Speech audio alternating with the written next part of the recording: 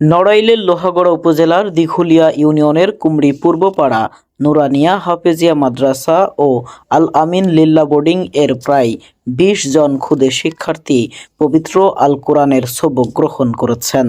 এদিন ক্ষুদে শিক্ষার্থীরা বেছে নেন আল্লাহর দেখানো পথ, আল্লাহর মহাগ্রন্থ পবিত্র আল কোরআন। 18 ডিসেম্বর মাগরিববাদ অত্র মাদ্রাসায় এ আনুষ্ঠানিকতা শুরু ও শেষ হয়। এ সময় উপস্থিত ছিলেন অত্র মাদ্রাসার সভাপতি মাওলানা মোহাম্মদ গোলাম কবির, অত্র মাদ্রাসার মহতামিম হাফেজ মাওলানা গোলাম আজম, বারেক হোসেন, টুকু মিয়া, আব্দুস সালাম, আসাদ মাস্টার, লেখো মিয়া, বখতিয়ার হোসেন এবং অভিভাবক সহ এলাকাবাসী। এ অনুষ্ঠানে আরও উপস্থিত ছিলেন গণ অধিকার পরিষদ নড়াইল জেলা শাখার সাংগঠনিক সম্পাদক মোহাম্মদ টিপু শেখ।